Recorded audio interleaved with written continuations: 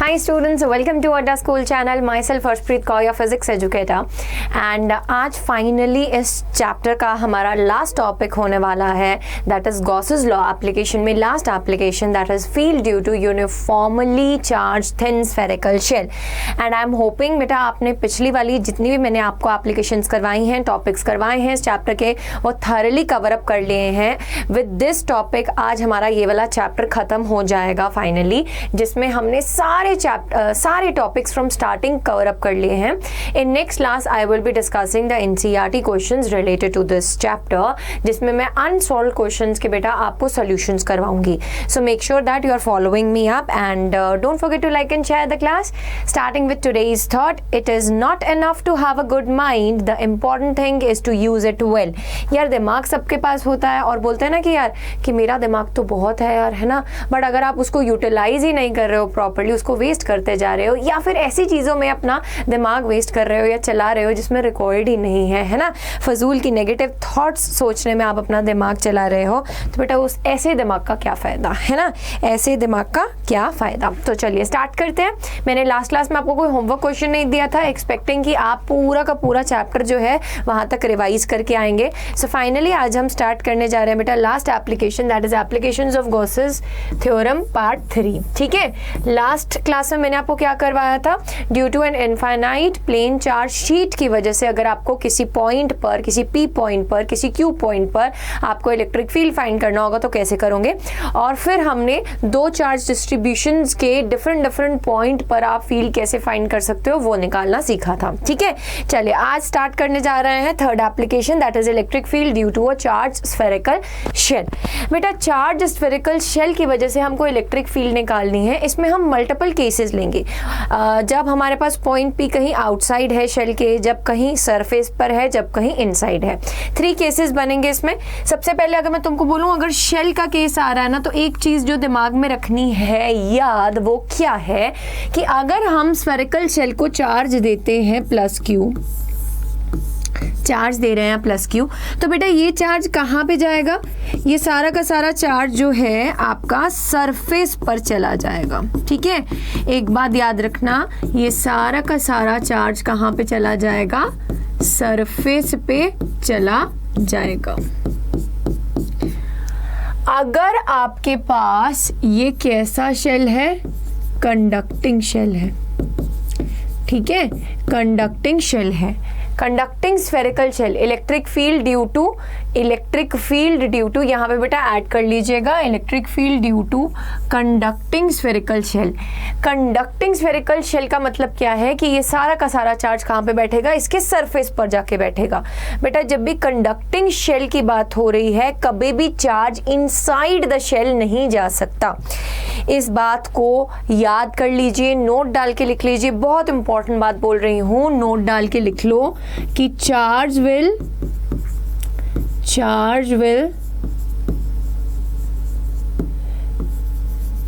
reside on the surface. ठीक है, charge will reside on the surface of the shell.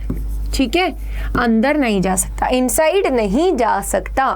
ठीक है, अच्छा अगर मैं यहाँ पे बात करूं कि ये सारे चार्ज का, इस सारे चार्ज का इक्विवेलेंट अगर मैं एक चार्ज सेंटर पर मान लूं, तो क्या वो सिस्टम सेम ही है, बताओ. इन सारे चार्ज को मैं इमेजिन करूं कि ये कहाँ पे है बेटा, सेंटर पर प्रेजेंट है ऑफ दिस स्फीयर. तो क्या ये दोनों सिस्टम इक्विवेलेंट हैं? जी हाँ, दे आर इक्विवेलेंट. यानी कि इस सारे चार्ज डिस्ट्रीब्यूशन की वजह से अगर मैं किसी पी पॉइंट पर आउटसाइड दिस शेल फाइंड करना चाहती हूँ इलेक्ट्रिक फील्ड, तो वो इक्विवेलेंट है to the electric field of a charge of the same magnitude present at the centre of this shell. ठीक है, at the centre of this shell. चलिए आगे करते हैं. Let's find the expression. And first of all उससे पहले एक और चीज़ जो मैं आपके साथ डिस्कस करना चाहती हूँ वो क्या है कि अगर यहाँ पर जो टोटल चार्ज है, ये सेंटर है, अगर यहाँ पे टोटल चार्ज क्या है बेटा, Q. टोटल चार्ज क्या है, Q.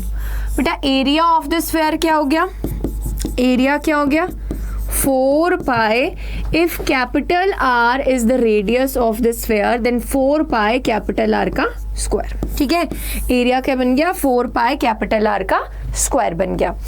ठीक है जी, अगर अब बात करें surface charge density, surface charge density क्या होता था, चार्ज पर यूनिट एरिया होता था, यानी कि Q divided by 4 pi R का स्क्वायर। तो यहां से बेटा आपके पास Q की वैल्यू क्या निकल के आ गई, 4 पाई आर का square into sigma, this is the charge value, यानी कि total charge on the spherical shell is equals to 4 pi R का square into sigma, where sigma is what, sigma is the surface charge density. ठीक है, sigma is what, sigma is the surface charge density. इतना लिख लिया, रब करने जा रही हूँ एवरीबॉडी, यहां तक नोट कर लीजिए फटाफट से, पॉज करके नोट कर लीजिए।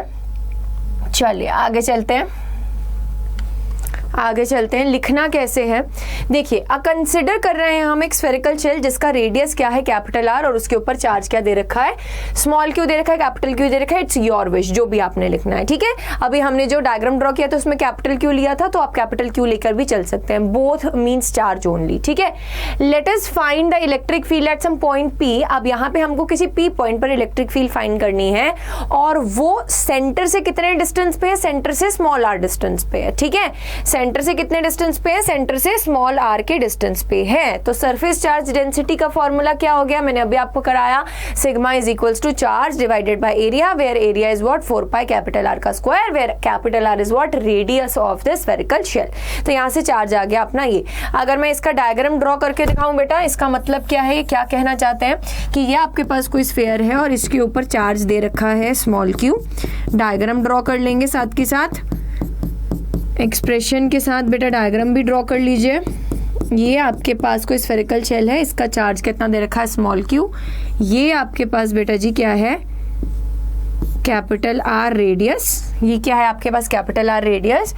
यहाँ पे मैंने कोई पी पॉइंट कंसिडर किया है जो कि सेंटर से कितने डिस्टेंस पे है, स्मॉल आर डिस्टेंस पे है, जहां पे मैं फाइंड करना चाहती हूँ क्या, electric field intensity due to this kind of charge distribution. ठीक है, अब बेटा यहाँ पे चार्ज क्या था क्यू, अभी इसका रेडियस कितना है कैपिटल आर, तो आपके पास एरिया कितना आ गया, सिग्मा की value Q divided by area, area कितना आ गया आपके पास 4 पाई आर का स्क्वायर आ गया, यहां से चार्ज आ जाएगा 4 pi R square into what, into sigma. ठीक है, आगे चलिए, आगे चलिए। ये हैंड रिटन नोट्स के बेटा आपके पास डायग्राम लगाया गया है जो कि आपको एक्चुअली पता चले कि आपको ड्रॉ कैसे करना है। देखो यहाँ पे जब हमने बाहर कोई पी पॉइंट कंसिडर किया, तो बेटा अब एक बात याद रखना, जब भी हमको गॉसेस लॉ यूज करना है, गॉसेस थ्योरम का यूज करना है, हमेशा हमको क्या कंसिडर करना पड़ता है, गॉसियन सरफेस कंसिडर करना पड़ता है। और उस गॉसियन सरफेस के हर एक पॉइंट पर आपके पास इलेक्ट्रिक फील्ड क्या होनी चाहिए, सेम होनी चाहिए,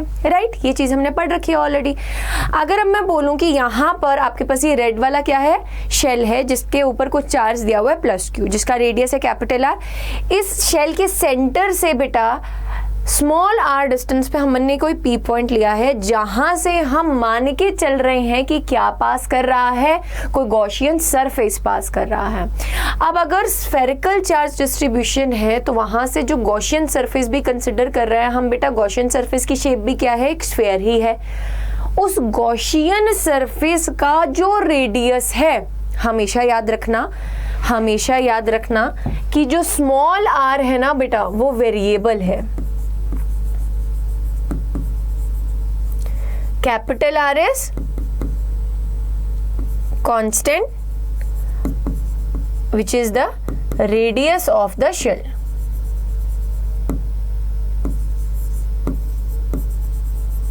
अब सोच के देखो ना, स्मॉल आर वेरिएबल क्यों बोल रही हूं, ये आपके पास शेल था, अब आपने गॉसियन सरफेस यहां पे बनाया।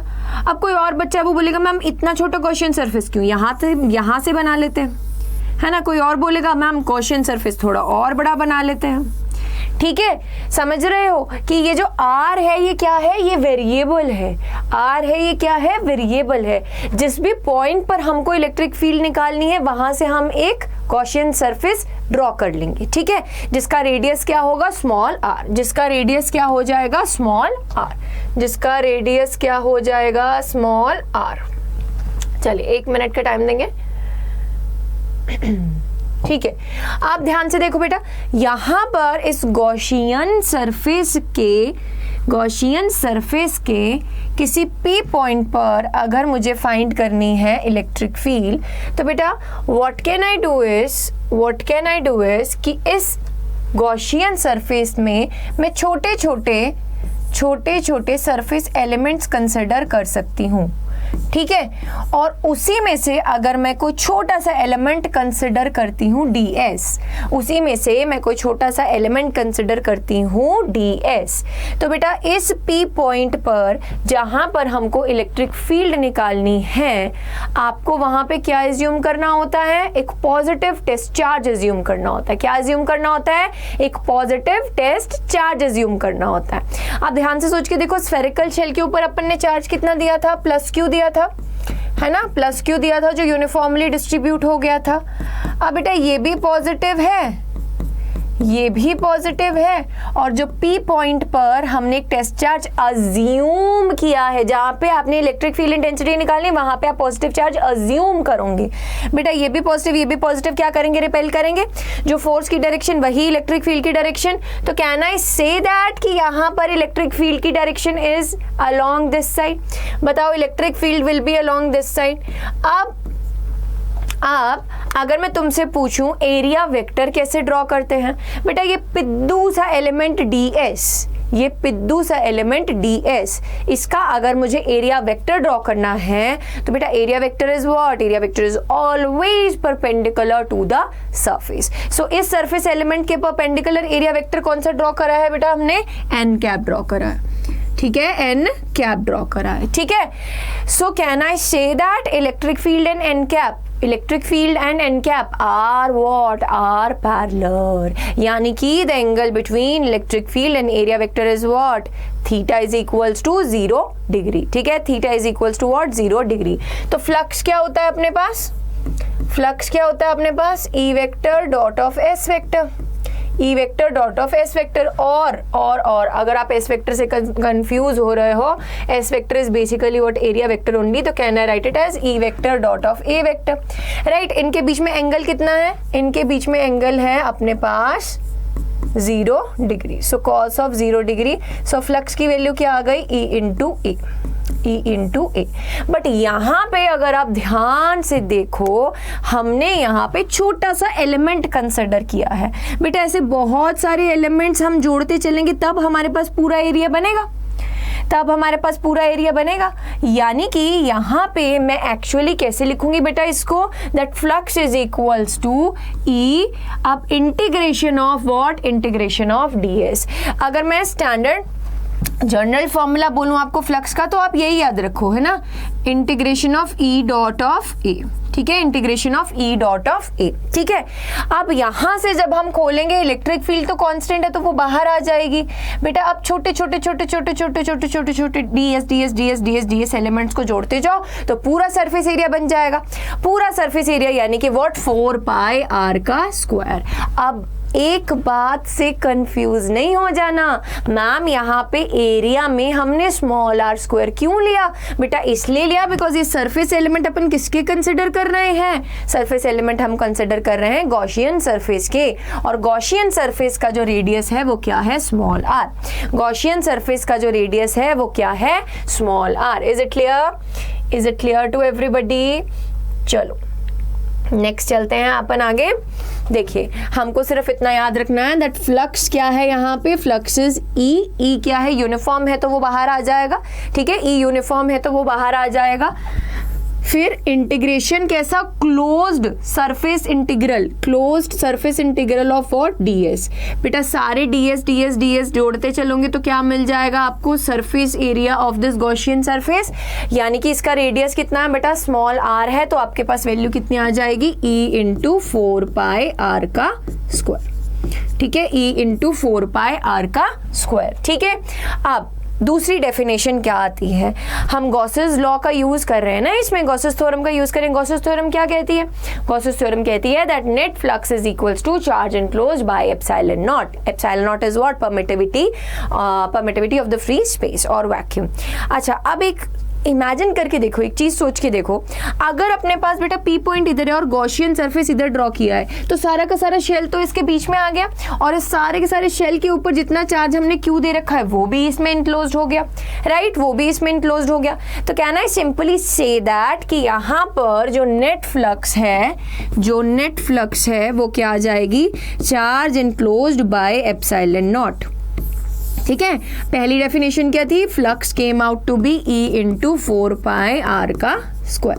अब है तो फ्लक्स दोनों सेम ही ना, तो इन दोनों को क्या कर दो? इन दोनों को इक्वेट कर दो। तो E is equals to 4πr का square is equals to Q by epsilon naught, from where electric field comes out to be Q divided by 4π epsilon naught r का स्क्वायर। बेटा 1/4π epsilon naught is actually what? Is actually the value of K, so K Q divided by r का square. So electric field at some outside point came out to be KQ divided by R का square. ठीक है, is it clear? Is it CC? And अगर आप ध्यान से देखें, मैंने आपको स्टार्टिंग में ये चीज बोली थी कि अगर कोई आपके पास स्फेरिकल चार्ज डिस्ट्रीब्यूशन है, कंडक्टिंग स्फेरिकल चार्ज डिस्ट्रीब्यूशन है, स्फीयर है, जिसके सरफेस पर सारा चार्ज दिया हुआ है, वो इक्विवेलेंट टू व्हाट है बेटा? कि अगर आपके पास कोई चार्ज आपने सेंटर ऑफ द स्फेयर में रखा हो, centre of the spherical shell में रखा हो। क्यों? क्योंकि यहाँ पे दोनों केसेस में इलेक्ट्रिक फील्ड क्या निकल के आई है? सेम निकल के आई है। This is what? This is the electric field due to a point charge only, right? Yes और नो? है ना? तो वो सेम निकल के आई है आपके पास अगर स्फेरिकल शेल के किसी आप पी पॉइंट पर इलेक्ट्रिक फील्ड कंसिडर करें which is at some distance of what? Which is at some distance of r from it. Is it clear? चलें आगे। तो ये हमारे पास एक्सप्रेशन आ गया इलेक्ट्रिक फील्ड का आउटसाइड पर। अगर बेटा मैं यहाँ पर आपको बात करूं वेक्टर फॉर्म, है ना, वेक्टर फॉर्म में अगर हम इसको लिखना चाहें तो कैसे लिख सकते हैं? अब देखो, अगर आप ध्यान से देखो, स्फेरिकल शेल का बेटा रेडियस कैसे जा रहा है? इस साइड को जा रहा है, तो यहाँ पे मैं इसके लॉन्ग रेडियल वेक्टर कंसिडर कर सकती हूँ। Radial vector R cap is in the direction of what? Is in the direction of electric field only, as well as in the direction of what? In the direction of n cap, that is the area vector.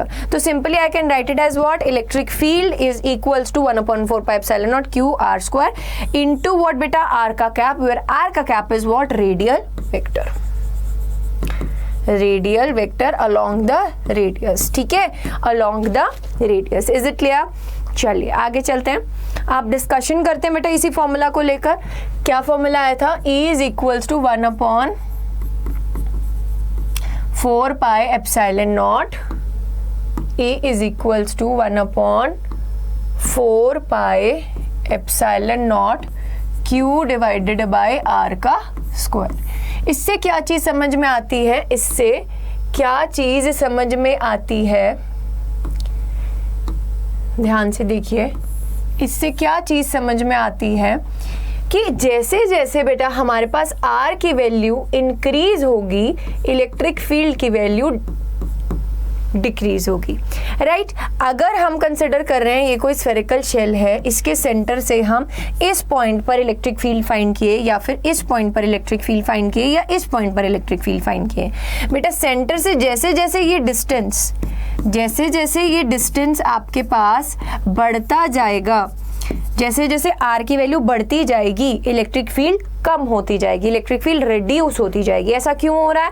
Because बेटा हम charge distribution से दूर जाते जा रहे हैं, ठीक है, चार्ज डिस्ट्रीब्यूशन से दूर जाते जा रहे हैं, और जैसे ही हम चार्ज डिस्ट्रीब्यूशन से दूर जाते जा रहे हैं हमारे पास इलेक्ट्रिक फील्ड क्या होती है?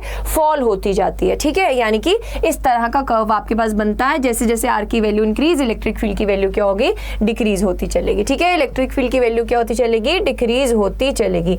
नेक्स्ट अगर मैं बेसिक सी चीज पूछूं तुमसे, बेटा अगर आपने इस स्फेरिकल शेल को पॉजिटिव चार्ज दिया है तो इलेक्ट्रिक फील्ड रेडियली आउटवर्ड होगी, ये चीज सबको समझ में आती है। इलेक्ट्रिक फील्ड रेडियली आउटवर्ड होगी, ये चीज सबको समझ में आती है। अगर हमने स्फेरिकल शेल को पॉजिटिव चार्ज दिया है अगर हमने स्फेरिकल शेल को पॉजिटिव चार्ज दिया है, चलिए जल्दी से देखेंगे इसको। ये सेंटर हमने पॉजिटिव चार्ज दिया है बेटा, तो पी पॉइंट पर, अगर पी पॉइंट पर एक गॉसियन सरफेस कंसिडर करें बेटा, यहाँ पर पी पॉइंट पर इलेक्ट्रिक फील्ड की वैल्यू कैसी आएगी?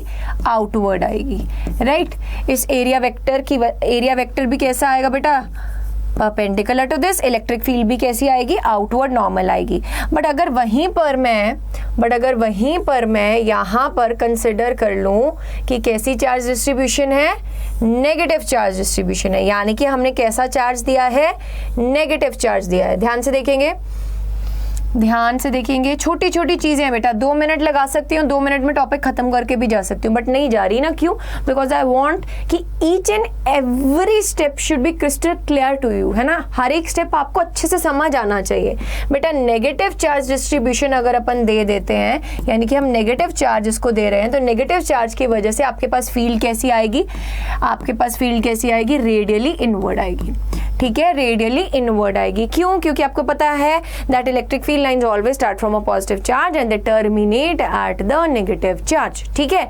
तो बेटा यहाँ पे अगर आप देखेंगे ना, इस पॉइंट पर आप पॉजिटिव टेस्ट चार्ज अज्यूम कीजिए Q0।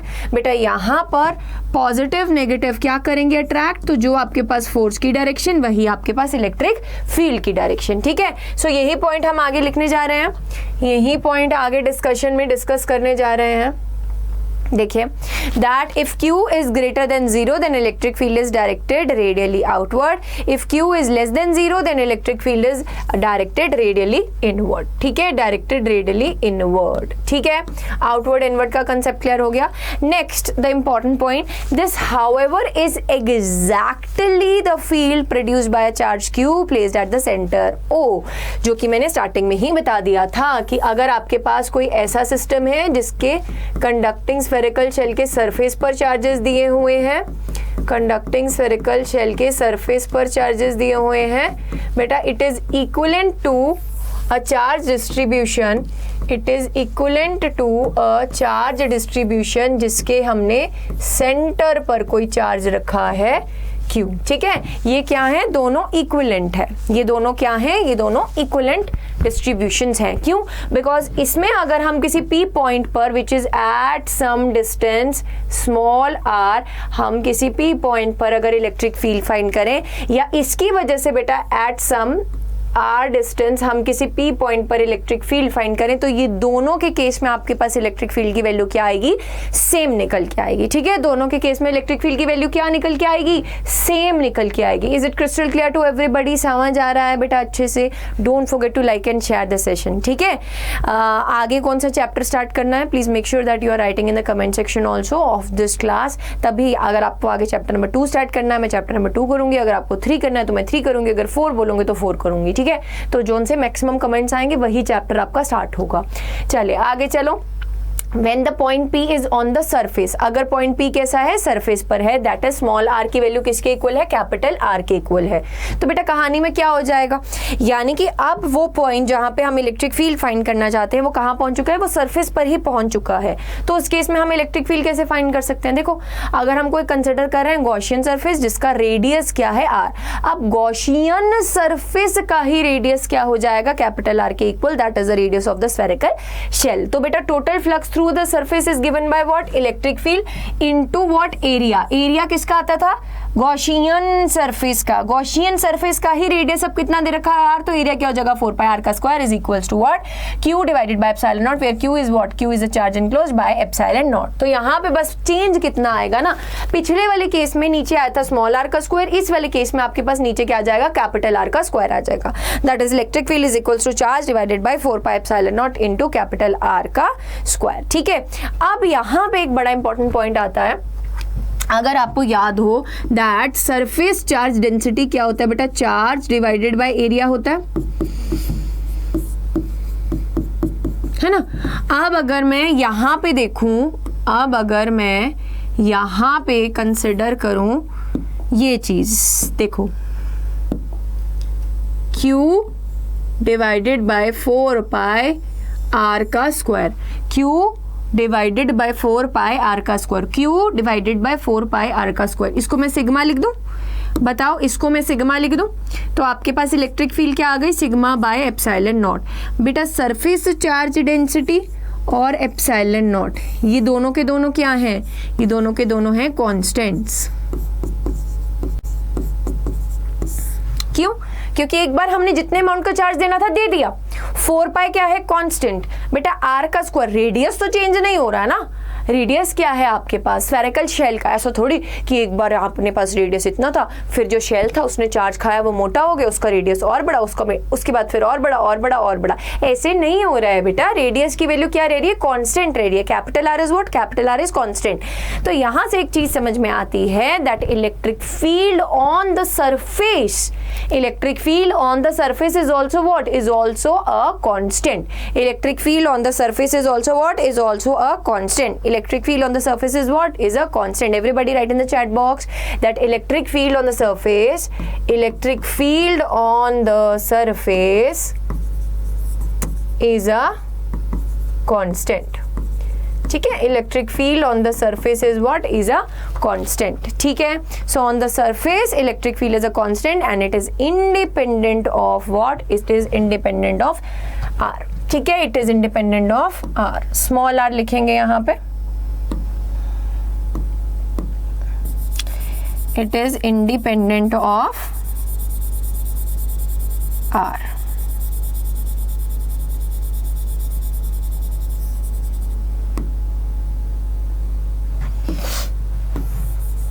ये रब कर रही हूं, ये समझा दिया था आपको। अब यहाँ पे लिख लीजिए, it is independent of what, it is independent of R. Is it clear? It is independent of what, it is independent of R. चलिए नेक्स्ट चलते हैं। लास्ट केस है बेटा सब केसेस का, जब पॉइंट पी कहाँ पे है, इनसाइड द शेल है, जब आपके पास स्मॉल आर की वैल्यू क्या है, लेस देन कैपिटल आर। याद रखेंगे स्मॉल आर क्या होता है, स्मॉल आर वेरिएबल होता है। जहां पे आप गॉसियन सरफेस बनाएंगे वो आपका radius, small R is the radius of the Gaussian surface है। ठीक है, radius of the Gaussian surface है। कैपिटल आर क्या है, एक कांस्टेंट है। Radius of spherical shell. ठीक है, radius of the spherical shell is capital R, small R is the radius of the Gaussian surface. ठीक है, चलिए आगे चलो। जब हमारे पास कोई पॉइंट P जो है वो इनसाइड द शेल लाई कर रहा है, यानी कि स्मॉल r की वैल्यू क्या है, कैपिटल R से कम है। ठीक है, यानी कि बेटा हमारे पास कौन सा केस आ रहा है, ये देखो, ये हमारे पास क्या आ रहा है केस कि ये अपने पास एक शेल था और इस शेल के अंदर हमने कोई P पॉइंट कंसिडर किया है जिससे हमने एक गॉसियन सरफेस ड्रॉ किया, देखो ध्यान से देखना, ये अपने पास शेल है जिसके ऊपर कुछ पॉजिटिव चार्ज दे रखा है। ठीक है, ये अपने पास कोई शेल है जिसके ऊपर पॉजिटिव Q चार्ज दे रखा है जो यूनिफॉर्मली डिस्ट्रीब्यूट हो गया, इस स्फेरिकल शेल का रेडियस कितना है बेटू, कैपिटल R। ठीक है, इस स्फेरिकल शेल का रेडियस कितना है, कैपिटल R। अब आ जाओ आगे। अब हमको क्या कंसिडर करना है कि कोई ऐसा पॉइंट जो इस शेल के अंदर एग्जिस्ट कर रहा है। Let us take this point P, और इस P पॉइंट से हमने ये क्या ड्रॉ किया, हमने ड्रॉ किया है गॉसियन सरफेस। अब बेटा इस सरफेस में हमने एक छोटा सा एलिमेंट कंसिडर किया, क्या, ds। बेटा ds के परपेंडिकुलर हमने क्या बनाया, एरिया वेक्टर। ds के परपेंडिकुलर हमने क्या बनाया, एरिया वेक्टर। अब मुझे एक बात बताओ, गॉसियन सरफेस के अंदर ध्यान से देखना, गॉसियन सरफेस के अंदर ध्यान से देखना, ये है गॉसियन सरफेस का इनसाइड पोर्शन जो मैं येलो से कलर कर रही हूं। This is the surface, Gaussian surface के इनसाइड का पोर्शन दिख रहा है सबको अच्छे से। बेटा इस सरफेस में आपके पास कोई चार्ज एग्जिस्ट कर रहा है, बोलो तो। इस सरफेस में आपके पास कोई चार्ज एग्जिस्ट कर रहा है या सारा का सारा चार्ज बाहर बैठा है? बोलो, सारा का सारा चार्ज तो यहाँ पे बैठा है ना, सारा का सारा चार्ज तो बाहर बैठा है। तो बेटा आपके पास इनसाइड Q इनसाइड की वैल्यू क्या हो जाएगी? 0। अगर Q इनसाइड की वैल्यू 0 है तो फ्लक्स की वैल्यू कितनी हो जाएगी? 0। अगर फ्लक्स की वैल्यू 0 है तो बेटा E डॉट ऑफ ds की वैल्यू कितनी हो जाएगी? 0। अगर E डॉट ऑफ ds की वैल्यू 0 है इंटीग्रल में तो हमारे पास नेट फ्लक्स की वैल्यू कितनी हो जाएगी? 0। वहां से अपने पास इलेक्ट्रिक फील्ड इनसाइड की वैल्यू क्या आ जाएगी? 0। ठीक है, चलिए देखिए हमारे पास E इंटू 4 पाई आर का स्क्वायर बेटा किसके बराबर आ गया? 0 divided by epsilon not. According to the definition this is Q divided by epsilon naught, where Q is what? Q is a charge enclosed, right? Q is a charge enclosed. अगर कुछ charge ही enclose नहीं हो रहा है तो आपके पास इसकी value 0, अगर इसकी वैल्यू 0, यहां से electric field inside 0। Very important point, बहुत इंपॉर्टेंट पॉइंट। कंपटीशन एग्जाम्स में बहुत बार इस चीज पे क्वेश्चन पूछते हैं बेटा। Spherical shell conducting shell, spherical conducting shell, अगर आपको दिया हो सॉलिड कंडक्टिंग शेल, जब भी कंडक्टिंग वर्ड लिख दिया ना, चार्ज हमेशा कहां पे बैठेगा? सरफेस पे बैठेगा। चार्ज हमेशा कहां पे बैठेगा? सरफेस पे बैठेगा। और अगर चार्ज सरफेस पे बैठेगा तो इलेक्ट्रिक फील्ड इनसाइड की वैल्यू क्या हो जाएगी? सीधा 0 हो जाएगी। इतना तामझाम तो अभी हमने फर्स्ट टाइम जब किया है तब सीख रहे हैं ना, बाद में तो हमको कोई ऐसा एकदम सोते हुए उठा के भी पूछ ले electric field inside conducting spherical shell की वैल्यू क्या है, तो आप क्या बोलेंगे? मैम 0 है। ठीक है, it is equals to what? It is equals to 0। क्यों? What is the reason behind it? Because there is no charge inside the shell ना। If there is no charge inside the shell तो आपके पास इस Gaussian surface के अंदर भी बेटा कोई चार्ज नहीं है, और अगर कोई गॉसियन सरफेस के अंदर कोई चार्ज नहीं है तो इलेक्ट्रिक फील्ड कहां से आ जाएगी? इलेक्ट्रिक फील्ड की वैल्यू भी 0 हो जाएगी। क्यों? बिकॉज फ्लक्स की वैल्यू 0 हो जाएगी, और फ्लक्स क्या है अपने पास? E into area. ठीक है, E into area. So electric field is also what? Electric field is also 0। So this is the case. अब अगर हम ग्राफिकली इसको समझें, बेटा थ्रू ग्राफ, अगर E वर्सेस R का ग्राफ प्लॉट करना है, देखो ये अपने पास क्या था? शेल था। ये अपने पास क्या था? शेल था। ये हमारे पास क्या था? शेल था, है ना? ये अपने पास क्या था? शेल था।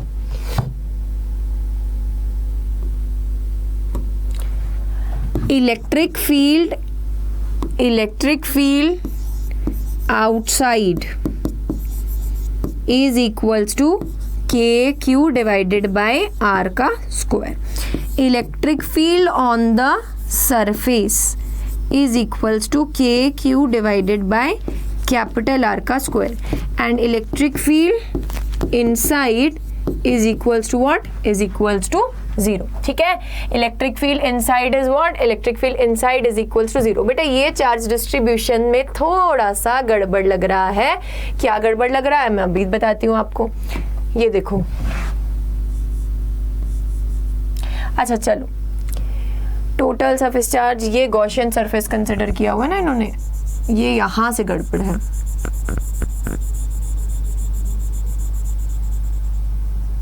यहाँ इसको मैं खुद ड्रॉ करूंगी। ठीक है, आई will B drawing my self. यहाँ पे इन्होंने इसको रेडियस ले लिया था, अभी हम बनाते हैं इसको खुद।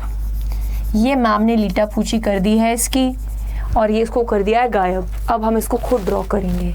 ठीक है, चलिए देखिए, ये हमारे पास क्या आ जाएगा? This will be equals to what? Capital R। ये कैपिटल R नहीं होगा, ये होगा स्मॉल r। ठीक है, ये अपना गॉसियन सरफेस का रेडियस स्मॉल r होगा। ठीक है, कैपिटल R आएगा यहाँ पे। समझ में आ रहा है ना? अभी एक बार दोबारा बताऊं बेटा, ये अपने पास क्या था? ये अपने पास क्या था? अपने पास स्फेरिकल शेल था। इसके ऊपर अपने पास चार्ज दे रखा है। हमने कोई पॉइंट P कंसिडर किया है बाहर, which is at some distance of small r from the center। अगर हमको ड्रॉ करना है इलेक्ट्रिक फील्ड वर्सेस R, तो बेटा इनसाइड तक, जब तक अंदर है अपने पास इलेक्ट्रिक फील्ड की वैल्यू कितनी है? 0 है। अंदर तक इलेक्ट्रिक फील्ड की वैल्यू कितनी है? 0 है।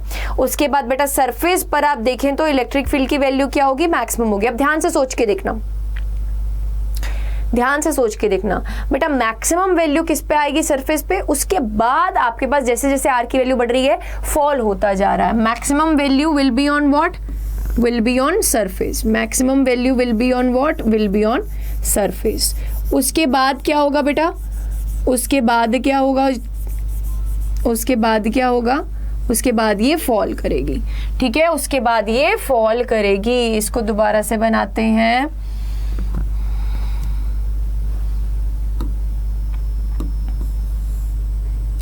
ओह ओह ओह ओह ओह, इतनी जो खिचड़ी पकाई थी हमने।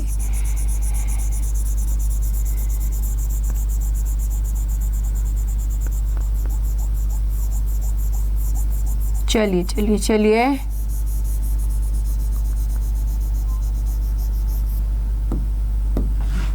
देखिए बेटा, उसके बाद ये फॉल करेगी, ठीक है, ये ऊपर इंक्रीज नहीं जाएगा, दोबारा से इसमें बेटा डिक्रीज ही आएगा, ठीक है, ऐसे अप्रोच करेगी। देखो मैं आपको प्रॉपर ग्राफ दिखाती हूँ लाइक दिस, ठीक है, this is the proper graph कि जब तक इनसाइड है बेटा जी ये क्या है, 0 है, उसके बाद सरफेस पे ये मैक्सिमम हुई, फिर ये फॉल करेगी इनवर्सली प्रोपोर्शनल टू आर, ठीक है, ये फॉल करेगी then inversely proportional to R. Is it clear, is it clear to everybody?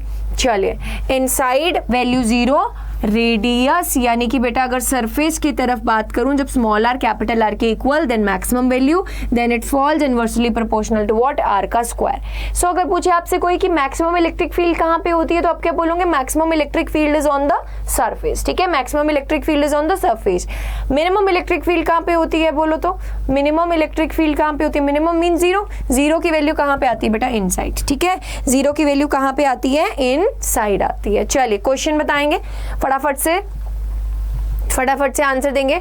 The total electric flux through a Gaussian surface when the point P inside the spherical shell is given by, When point P is inside the spherical shell, जब आपको inside word दिख गया ना और spherical shell दिख गया बेटा, तो आप आंसर क्या लिखेंगे, आप आंसर लिखेंगे 0, ठीक है, inside the spherical shell आपके पास आंसर क्या आ जाएगा, 0। नेक्स्ट आ जाओ, the total flux density through the surface when the point P is on the surface is given by, जब ऑन द सरफेस है, ऑन द सरफेस के लिए बेटा वो आर पे भी डिपेंड नहीं करती, वो क्या होती है, कांस्टेंट होती है।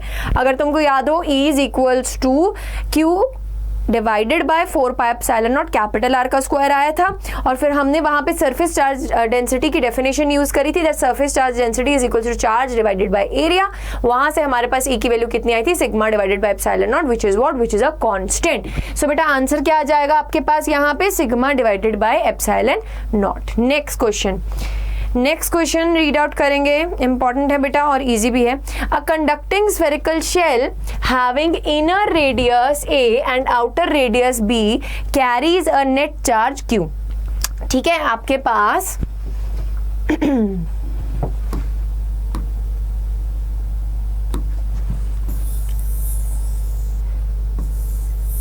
क्या बोल रहे हैं, a conducting spherical shell having a inner radius A and outer radius B carries a net charge Q। अब स्फेरिकल शेल है बेटा, तो नेट चार्ज कहाँ पे होएगा, बाहर ही होगा।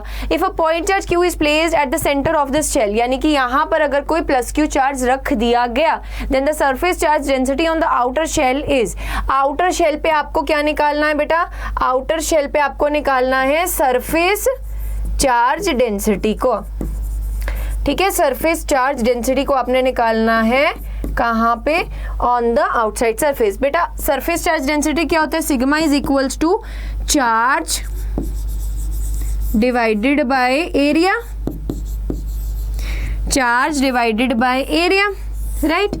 अभी आउटसाइड की बात कर रहे हैं, तो बेटा आउटसाइड के लिए रेडियस क्या है, B है, तो नीचे तो अपने पास फिक्स होगा 4 पाई कैपिटल B का स्क्वायर आएगा, 4 पाई कैपिटल B का स्क्वायर आएगा। अब देखो यहाँ पे सब पे 4 पाई कैपिटल B का स्क्वायर ही दे रखा है। अब बात आता है चार्ज इनक्लोज, बेटा यहाँ से ना यहां से आपको क्या करना है, यहां से आपको ये इमेजिन करना है कि अगर सेंटर पे भी प्लस क्यू चार्ज दिया तो वो सेंटर पर नहीं रह सकता, वो इंड्यूस होकर कहां पे जाएगा, at last it will be going to surface.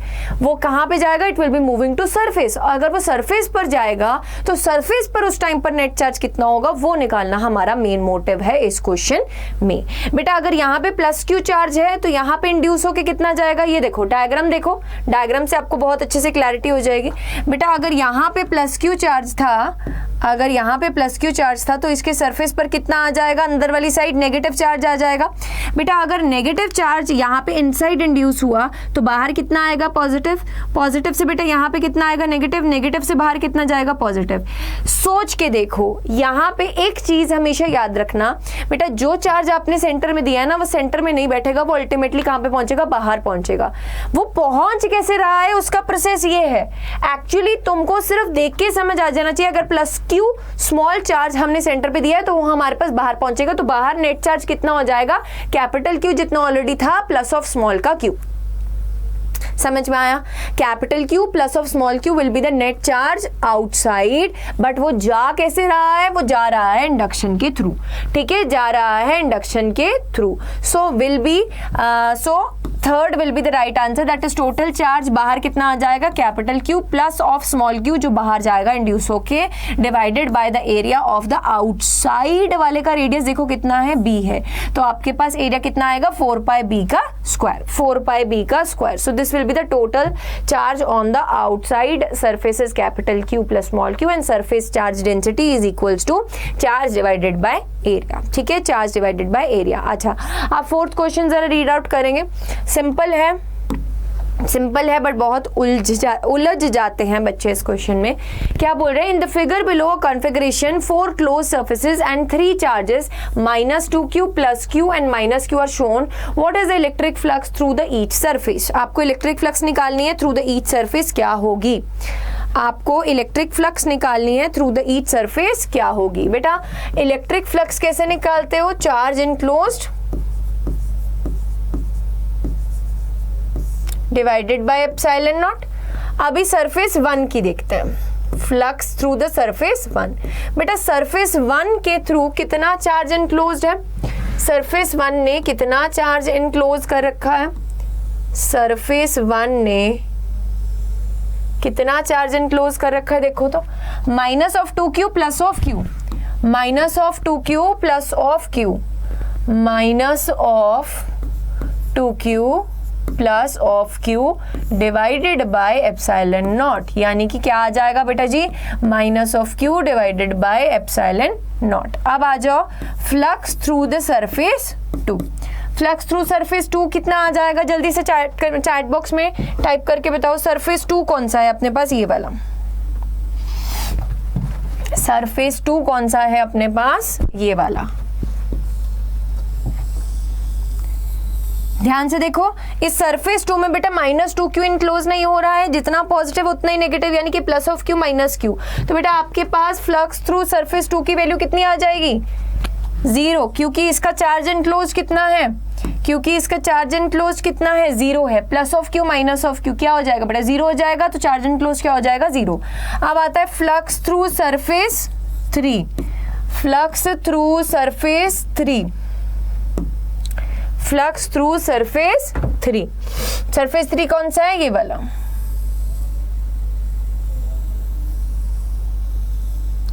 इसमें कौन कौन से चार्जेस इनक्लोज्ड हो रहे हैं, देखो तीनों चार्जेस इनक्लोज्ड हो रहे हैं, -2q plus of q minus of q, -2q plus of q and minus of q, सारे के सारे इसमें इनक्लोज हो रहे हैं। -2q plus of q minus of q divided by epsilon naught, यानी कि 3q minus of q divided by epsilon naught, यानी कि flux through surface 3 is equals to 2q divided by epsilon naught, ठीक है, 2q divided by epsilon not. अब आ जाओ flux through surface 4, flux through surface 4 क्या है, सरफेस 4 कौन सा है, सरफेस 4 कौन सा है, ये वाला। यहां पे देखो बेटा फ्लक्स थ्रू सरफेस फोर्स जब निकालना है तो क्या इस एरिया में कोई भी चार्ज आ रहा है? नो। अगर इस एरिया में कोई भी चार्ज नहीं आ रहा तो इसके थ्रू फ्लक्स की वैल्यू भी क्या हो जाएगी? इसके थ्रू फ्लक्स की वैल्यू भी हो जाएगी 0। So this was an easy question. बस आपको क्या करना था, आपको आइडेंटिफाई करना था कि किस सरफेस में कितना चार्ज इनक्लोज है। बस वंस यू विल आइडेंटिफाई कि आपके पास एक सरफेस में कितना चार्ज इनक्लोज है, उसके बाद आपको सिंपल फॉर्मूला लगाना था that flux is equals to charge enclose by epsilon naught. Charge enclose बेटा अब क्या है? टोटल चार्ज इनक्लोज है, ठीक है, divided by epsilon naught. Epsilon naught is what? Epsilon naught is a constant. So with this हमारे पास आज का चैप्टर, आज का टॉपिक खत्म हो गया है बेटा। नेक्स्ट क्लास में मैं आपको क्या करवाने वाली हूँ? एनसीईआरटी के क्वेश्चंस करवाने वाली हूँ। इंपॉर्टेंट क्वेश्चंस होंगे जो डिस्कस होंगे। Make sure that you are attending the class at 7 PM sharp, ठीक है। Don't forget to come at this time on this channel. And बेटा आप मेरे को, अगर आपकी क्लास 11th के कंसेप्ट भी वीक हैं और आपको as well as class 12th की भी साथ साथ बेटा वन शॉट्स भी देखने हैं तो आप अड्डा नीट चैनल पर भी मेरे को फॉलो अप कर सकते हो। वहाँ पे आपके पास वेक्टर्स चैप्टर चल रहा है, बिल्कुल स्टार्टिंग से स्टार्ट किया है वेक्टर्स चैप्टर, तो उसके बेसिक, बिल्कुल बेसिक वीडियोस आ रहे हैं अभी। You can follow that also. And one shot series भी चल रही है तो आप वहाँ पे भी फॉलो अप कर सकते हो। अदर देन दैट, अगर आपको ऐसा लगता है कि हमको कुछ ऐसा फुल फ्लेश्ड पूरा कोर्स चाहिए बेटा जिसमें हमारा 12th का साइंस भी कवर अप हो जाए एज वेल एज CUET की भी तैयारी हो जाए फॉर 2023, तो बेटा new batch is already launched for this. यहाँ पे आपके पास क्या क्या फीचर्स हैं? आपको 600+ hours of two way interactive live sessions मिल रहे हैं, क्लासेस मिल रही हैं, 15 फुल लेंथ टेस्ट मिल रहे हैं, 10 सेक्शनल टेस्ट मिल रहे हैं, 3000+ क्वेश्चंस मिल रहे हैं। एंड यहाँ पे आपके पास बेटा ये जो वीडियोज होती हैं ये रिकॉर्डेड फॉर्म में जाती हैं और आप इनको बाय द टाइम, अगर आप सपोज करो आप क्लास अटेंड नहीं कर पाए, है ना, आप क्लास अटेंड नहीं कर पाए, आपको क्या करना है? दोबारा से उस लेक्चर को देखना है तो आप देख सकते हो, आप मल्टीपल टाइम्स देख सकते हो। ऑनलाइन में this facility is available but offline में ये फैसिलिटी अवेलेबल नहीं होती है। अदर देन दैट, अगर आप अपनी सुविधा के अनुसार ऐसा चाहते हो कि हमारे अब टेस्ट आने वाले हैं तो मुझे टेस्ट से पहले ये वाले टॉपिक्स जो है दोबारा से रिवाइज करने हैं, तो बेटा आप ऑफलाइन में क्या करते हो? आप अपना रजिस्टर खोल के रिवाइज करते हो, बट ऑनलाइन में आपके पास क्या ऑप्शन है? आप रिकॉर्डेड वीडियो को खोलो और वहां से आप मल्टीपल टाइम्स उसको वॉच कर सकते हो। एज वेल एज बेटा a lot of practice questions are given. यहाँ पे देखो 3000+ क्वेश्चन आपको मिल रहे हैं ई बुक्स की फॉर्म में। इसमें आपके बेटा ऑलमोस्ट हर टाइप के क्वेश्चन कवर अप हो जाएंगे, तो आपको बहुत ही हेल्प मिलेगी अगर आप बोर्ड एग्जाम्स में एक्सेल करना चाहते हो।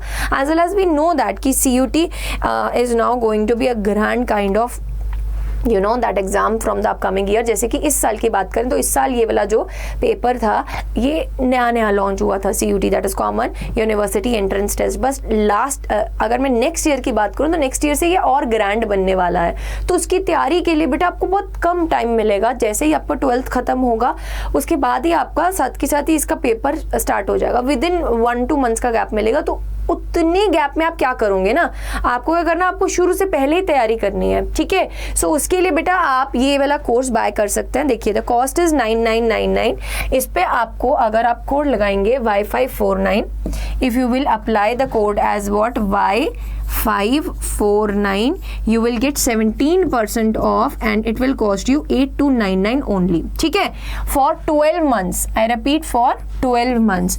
अगर if you want कि हमको 12 months का नहीं लेना है, हमको पहले एक बारी 2 months का या 9 months का लेना है बेटा, that option is also available। That option is also available। Let me show you how can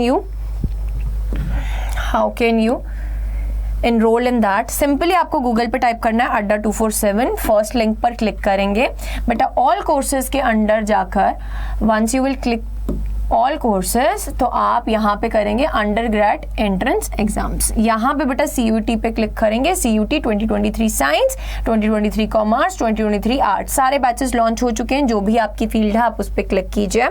CUT 2023 science बोलो तो इस पर क्लिक करेंगे जैसे ही, तो बेटा आपको यहाँ पर बाय नाउ पे क्लिक करना है। बाय नाउ पे आपको रिस्पेक्टिव डिटेल्स भरनी है, ठीक है। यहाँ पे मैं आपको शो कर रही थी कि ये वाला जो कोर्स है बेटा आपके पास, ये वाला जो कोर्स है आपके पास, that is okay, let me